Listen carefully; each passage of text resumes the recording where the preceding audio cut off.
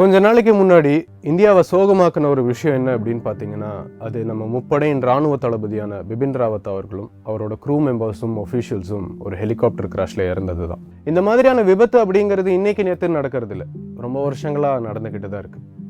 அந்த விபத்து நடந்த கொஞ்ச நேரத்திலேயே நியூஸ் ஃபுல்லாக ஒரு விஷயத்தை பற்றி தான் பேசிக்கிட்டு இருந்தாங்க.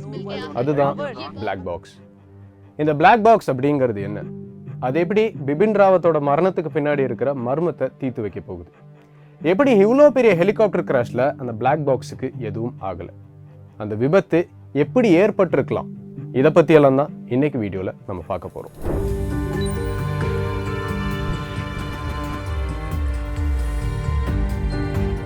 பேரு தான் பிளாக் பாக்ஸ், ஆனால் அது பிளாக்காகவும் இருக்காது, பாக்ஸ் மாதிரியும் இருக்காது. ஒரு பிளாக் பாக்ஸ் அப்படிங்கிறது பார்க்க இப்படி தான் இருக்கும். நல்ல ஒரு பிரைட்டான ஆரஞ்சு கலரில் இருக்கும். ஏன் பிரைட்டான ஆரஞ்சு அப்படின்னு பார்த்தீங்கன்னா, சப்போஸ் இந்த பிளாக் பாக்ஸ் நடுக்காட்டில் எங்கேயாவது விழுந்துருச்சு அப்படின்னாலோ, இல்லை ஒரு ஹெலிகாப்டர் கிராஷில் எங்கேயாவது செதறிடுச்சு அப்படின்னாலோ அதை ஸ்பாட் பண்ணுறது ரொம்பவே ஈஸி. ஆரஞ்சு கலரில் இருந்ததுனால தான் MI-17 ஹெலிகாப்டரோட பிளாக் பாக்ஸை ஈஸியாக கண்டுபிடிக்க முடிஞ்சுது. ஒரு ஹெலிகாப்டரில் மொத்தமாக 2 பிளாக் பாக்ஸ் இருக்கும். அதில் ஒன்று தான் CVR, அதாவது காக்பிட் வாய்ஸ் ரெக்கார்டர். காக்பிட் அப்படிங்கிறது பைலட்டும் கோ பைலட்டும் உட்கார்ற இடத்த தான் காக்பிட் அப்படின்னு சொல்லுவாங்க. காக்பிட்டில் 4 மைக் இருக்கும். ஒரு மைக் பைலட்டோட ஹெட்ஃபோனில் இருந்து அதை அவர் பேசுகிறத ரெக்கார்ட் பண்ணும். 2வது மைக் கோ பைலட்டோட ஹெட்ஃபோனில் இருக்கும். 3வது மைக் சப்போஸ் க்ரூ மெம்பர் அப்படின்னு ஒருத்தர் இருந்தாருன்னா அவரோட ஹெட்ஃபோனில் இருக்கும். 4வது மைக் காக்பிட்டோட சென்டரில் இருக்கும். அந்த மைக் என்ன பண்ணும் அப்படின்னு பார்த்தீங்கன்னா, என்ஜினோட சவுண்டு, வார்னிங் இண்டிகேஷன்ஸோட சவுண்டு, எல்லா ஸ்விட்சஸையும் ஆன் பண்ணி ஆஃப் பண்ணும்போது வர சவுண்டுன்னு எல்லா சவுண்டையும் ரெக்கார்ட் பண்ணி சிவிஆரில் இருக்கிற சிப்பில் ஸ்டோர் பண்ணி வைக்கும். ஆனால் அந்த ரெக்கார்டிங்ஸை மட்டுமே வச்சு விபத்து இப்படி தான் நடந்திருக்கும், இதனால தான் நடந்திருக்கும் அப்படின்னு சொல்லிட முடியாது. ஸோ என்ன பண்ணுவாங்க அப்படின்னா, ஹெலிகாப்டரில் FDR அப்படிங்கிற ஒன்று வச்சுருப்பாங்க, அதாவது ஃப்ளைட் டேட்டா ரெக்கார்டர்.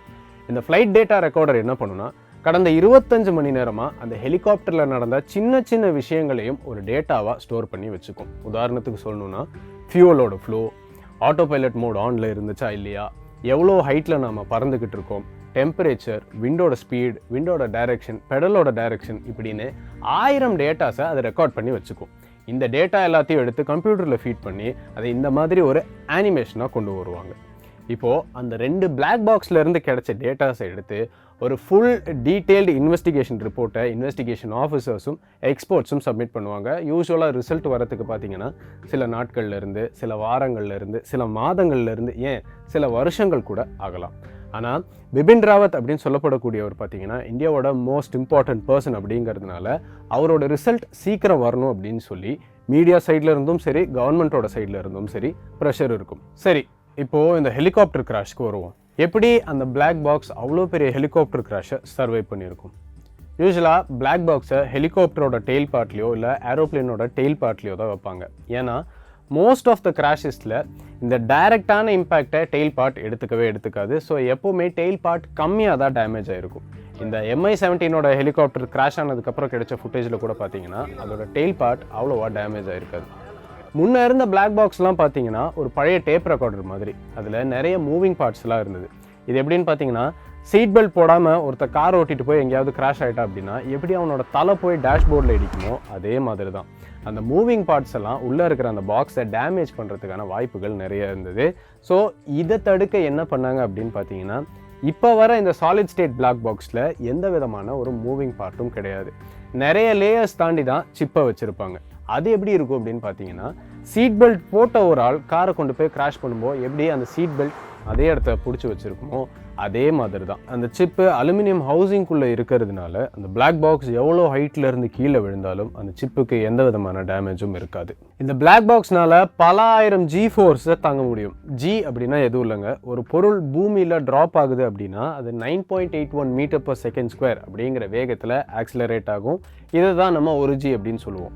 ஹியூமன்ஸால் 9G அளவுக்கு ஃபோர்ஸை தாங்க முடியும். ஆனால் இந்த பிளாக் பாக்ஸால் 3400 G ஃபோர்ஸை தாங்க முடியும். அது மட்டும் இல்லாமல் இந்த black box crash test, impact test, pressure test, fire டெஸ்ட்னு இந்த மாதிரி நிறைய டெஸ்ட் பண்ணதுக்கப்புறம் தான் அதை விமானத்திலேயே ஃபிக்ஸ் பண்ணுவாங்க.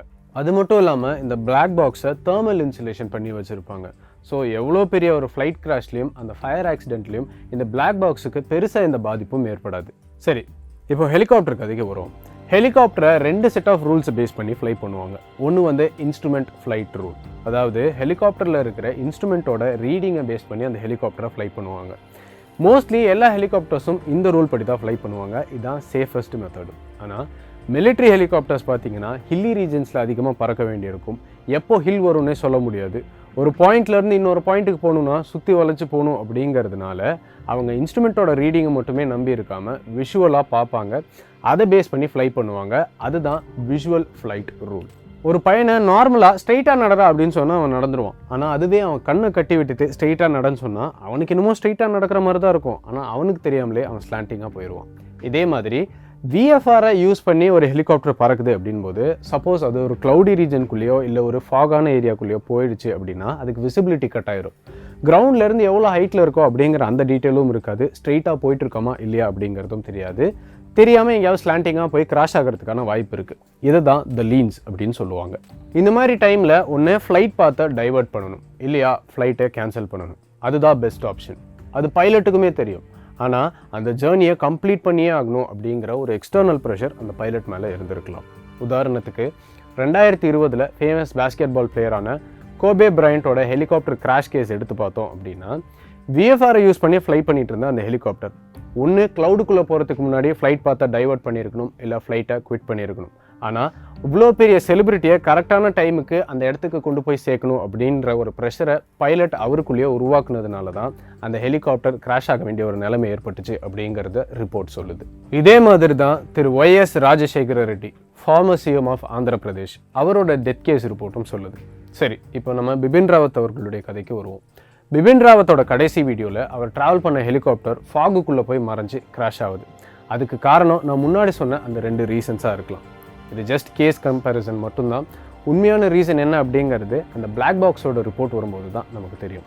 இதுக்கப்புறமா ஹில்லி ஏரியாஸில் ஹெலிகாப்டரில் ட்ராவல் பண்ணும்போது சேஃப்டி ப்ரிகாஷன்ஸை இன்னும் அதிகப்படுத்துவாங்க அப்படிங்கிற நம்பிக்கை எங்களுக்கு இருக்குது. பொறுத்திருந்து பார்க்கலாம்.